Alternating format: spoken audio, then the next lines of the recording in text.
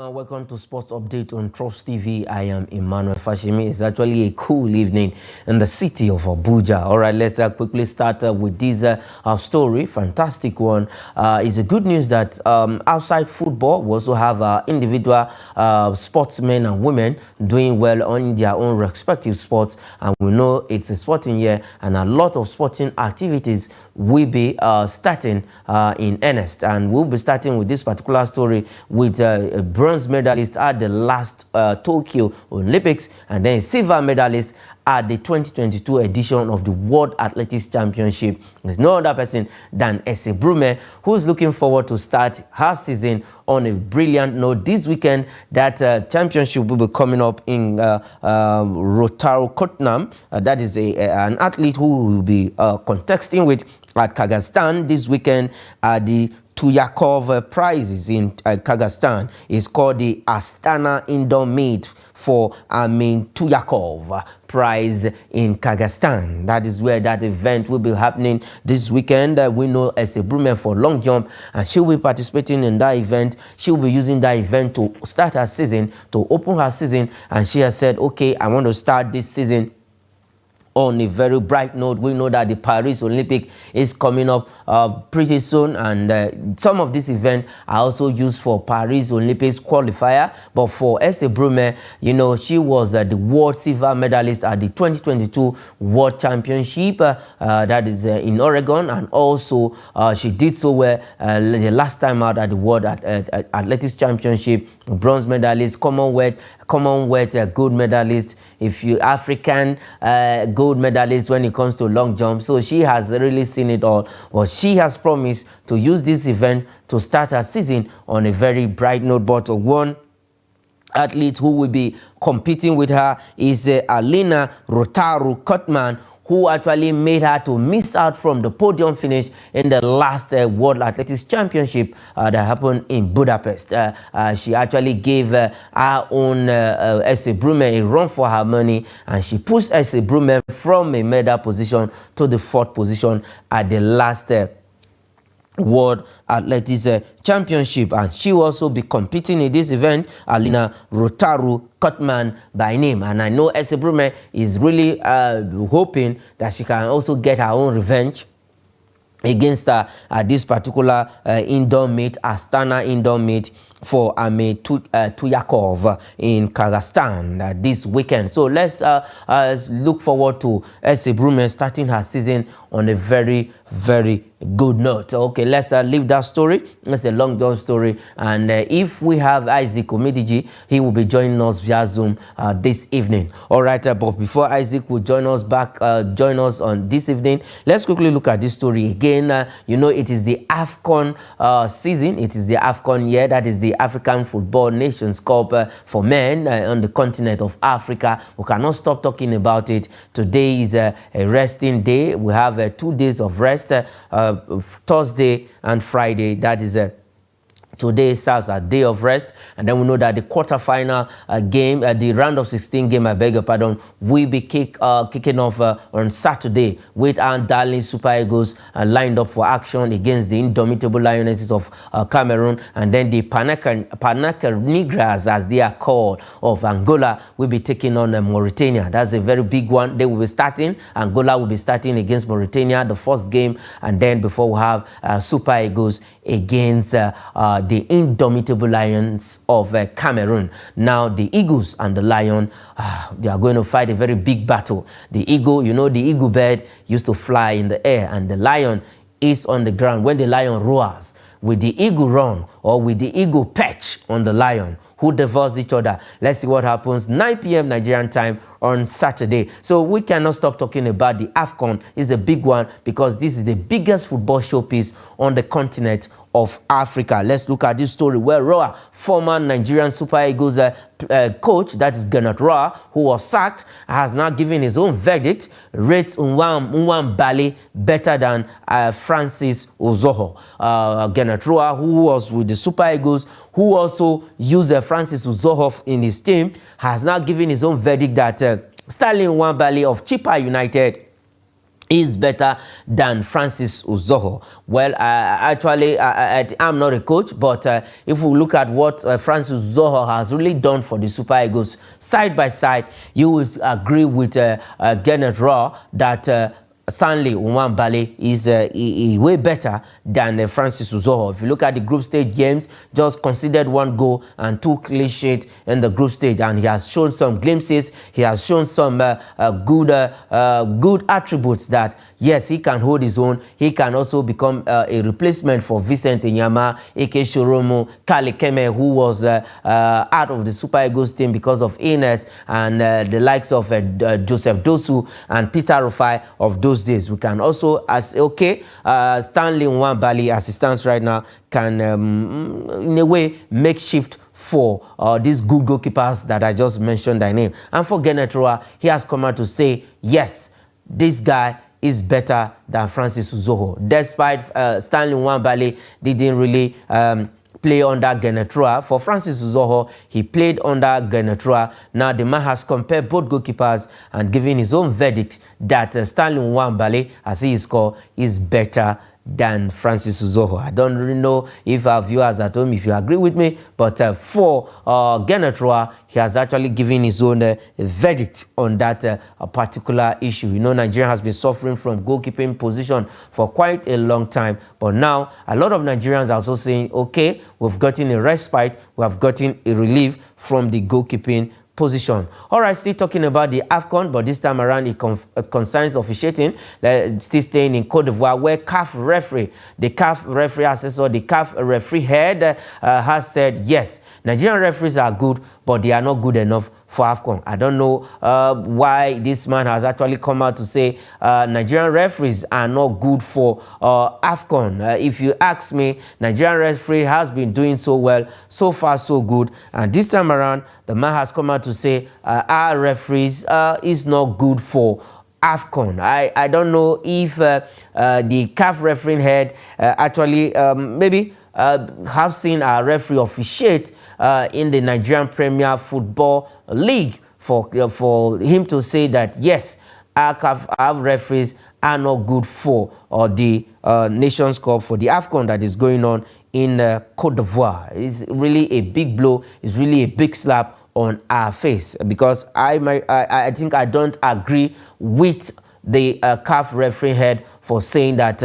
our own referees are not good for AFCON. I don't believe that, and I will not agree with the CAF referee head, that is the man at the helm of affairs when it comes to referee matters, hosting as officiating the continental engagement when it comes to football. All right, let's quickly look that story and go to the next story, where the All-African Games is coming up by 8th of March to March 24 in Ghana. But now CAF have confirmed teams that will be participating in the All-African Games. That is the football teams that will be participating in the All-African Games. We have the under-20 teams to actually play in the All-African Games in Ghana. And CAF have confirmed the teams. We have the likes of Benin Republic, that is for the men's team. The team that will be playing for men, we have Benin Republic, we have Congo, we have Gambia, we have Ghana, we have Nigeria, we have Senegal, we have South Sudan,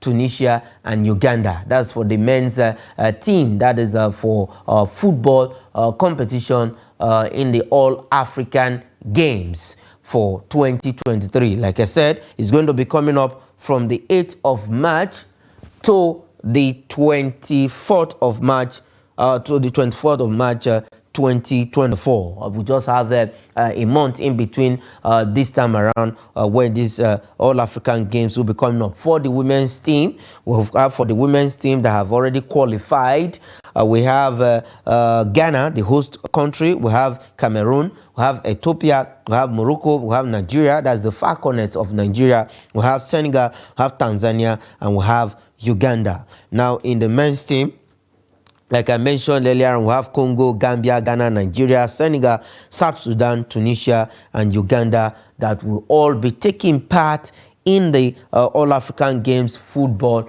competition. So it's a big one for our own Falconets, who will be playing a part in the All-African Games 2023. It was supposed to happen last year, but because of logistics reason and we couldn't get a host earlier on to this, and because of some other stadium was not ready for this competition to go on, it was moved to 2024, just the way we are seeing with the AFCON, that is the African Cup of Nations for men, moved from 2023 to 2024 in Cote d'Ivoire. All right, let's leave that story and go straight to Europe. We have some games that will be coming up in Europe tonight. That is league games that will be coming up tonight. In Europe, we have games in La Liga, in French Ligue 1, in the Italian Serie A, and then the German Bundesliga. All right, let's start with the one game in the Spanish La Liga. We have Almeria that will be taking on Alaves. That is in the Spanish La Liga. Then in the German Bundesliga, we have Eintracht Frankfurt against Mainz 05. That is in German Bundesliga. Then in the Italian Serie A, we have Cagliari against Torino. This game will be coming out tonight. And then the French Ligue 1, that is Ligue 1, we have Lyon against Rennes in that particular order. So we have one game tonight in the top 4 European league. You know, in the English league, that is the Premier League, is going to be the 4th round of the FA Cup. The likes of Nottingham Forest, Aston Villa will be in action. Chelsea also will be against Aston Villa, will be in action at Stamford Bridge. And then Manchester City will be taking on Tottenham tonight in the FA Cup 4th round in the English competition. They say is the oldest competition in the world. That is the FA Cup. Then we have Bristol City against Coventry City. Those are the games that will be coming up in the FA Cup tonight, alongside these league games in La Liga, German Bundesliga, Italian Serie A, and the French Ligue 1. All right, let's quickly look at some transfer story on the show. We have this fantastic one where Chelsea are setting their side and they have shown very strong interest in Aston Villa John Duran. This is a fantastic player. Chelsea is actually showing strong interest in this player and they want him at all costs. All right, we have Isaac back with us on the show. He's joining us quickly. Isaac, I think you just have to react to the first story quickly for S.A. Brume. Now, she is looking forward to this event, the Astana event in Kazakhstan. That is for our opening season, and she's looking forward to this. She wants to use this event to open her season on a brilliant note. Quickly. Well, sorry that technical issues have to knock me out earlier, but for S.A. Brume, she definitely needs to get this right. This is the first for the season, a major one. And she's competing with someone who displaced her from even getting a bronze medal in the last major event of last year. So it will be a good one for her to start with, and making sure that she reclaims her place as either the first, second, or third. Because Alena, who replaced her, we want to make it know that this is not a fluke. She wants to do it again, probably even surpassing a bronze medal next time around, getting a silver or a gold medal. So for S.A. Brume, she must continue to show that she is still the queen of long jump. Okay, she's still the queen of long jump. All right, let's go over to the next story. They will react to it. I know this one, you will actually love it. Gennett Roy has come out to say Stanley Nwabali is better than Francis Uzoho. Do you agree with Gennett Roy, a coach that we sacked? And for Francis Uzoho, he actually played under Gennett Roy. Yes, for a coach that saw the emergence of Francis Uzoho into the team, he knows him very well. I think he was also the coach that took Nwabali to Mexico for a friendly match before he was sacked. So he knew the both players, he knew the both goalkeepers, and he has seen Nwabali more now because Nwabali has kept studying games for Nigeria. Yes, Nwabali Stanley is better than Francis Uzoho. You don't need a prophet to tell you that. You don't need, even a blind man will see that. However, it's not yet a rule for us in the goalkeeping department. It doesn't mean we have arrived. No, we are still there. Nwabali is not a world-class goalkeeper. He is in the process. So let us see if he will continue to progress or retrogress. From Francis Uzoho, he also never came into the national team to fail. But at the point, he lost focus and it became a major problem to the team. But Stanley Nwabali has come in, stabilized the defense, been very calm, cool-headed, humble. Let's hope we're able to sustain that tempo and become a world-class goalkeeper. For now, he's not yet a world-class goalkeeper. He's still average. He's doing well. He's calm. And I remember that this is how Vincent Ehema started and he became a world-class goalkeeper. For Stanley, don't forget that he left just about, I think 2 years, it's not 2 years ago. He left Nigeria for South Africa. He was a former goalkeeper of Lobby Stars, came back, Astana United. So he is still one of those kind of players we want to see in the national team. Let's pray and hope that he continues to improve his game and definitely will become a world-class goalkeeper. Yes, definitely will become a world-class goalkeeper. Let's go over to the next story quickly. I am not happy with this particular story for CAF referee head, the head of referees in CAF, coming out to say Nigerian referees are good, but not good for AFCON. I don't find it funny. I will say the truth to you, Isaac. I don't find it funny because if you look at last season and this season, I think we've had some good showing officiating in the Nigerian Premier Football League. So for him to say Nigerian referees are good, but we need the best for AFCON. I know he's just trying to go around it and look for an adjective that will suit, that will not make us to be angry. He's just come out to say they are not good for AFCON. Now he said, but we need the best. Does that mean Nigerian referees are not the best for AFCON? Isaac, are you there? Okay, we lost. Of the bad eggs has overshadowed the quality of the good ones. So CAF needs to look more inwards. It needs to do more diligent work to see that there is no country that cannot have good referees. I don't agree with that. Yes, you want the best, even the best also in Nigeria.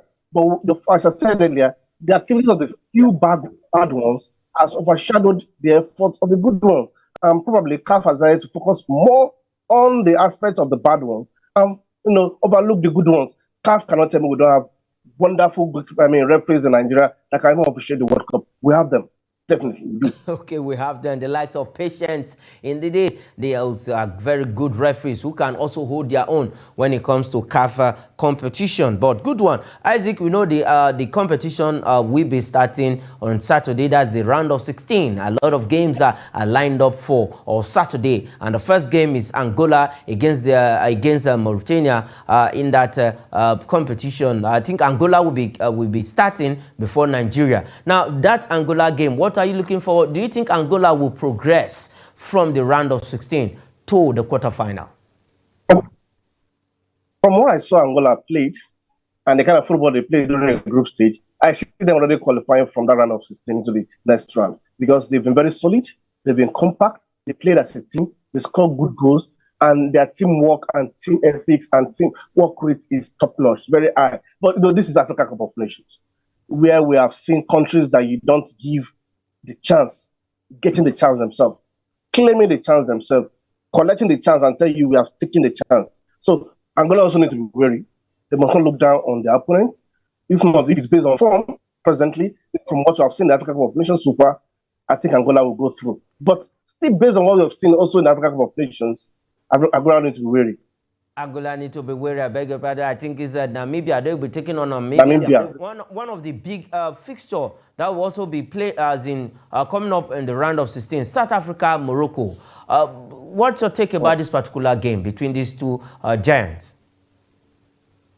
It will be a good one. On paper, you'll have given it to Morocco, but Morocco have not been so excellent as I expected them to be in this tournament. They've been good. They've been playing fine football, but they've not been so excellent. And if South Africa can frustrate Tunisia and hold them to a goalless draw, they can do the same to Morocco. And that draw against Tunisia will give them an impetus, will boost their morale and say, look, we can also do it against Morocco. But anytime Morocco is ready to play their game and come to the party, South Africa no reach. Okay, South Africa. No.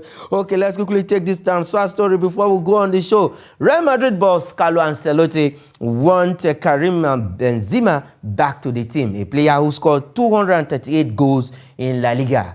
For Carlo Ancelotti, he's telling the board, I want my man back. All right, that is where we leave it on Sports Update this evening. Isaac, thanks for finally making it to join us back in this evening because at the beginning, you were not there for us. But the good news is you came back and you were able to do justice to all of the story. It was a wonderful one having you on the show.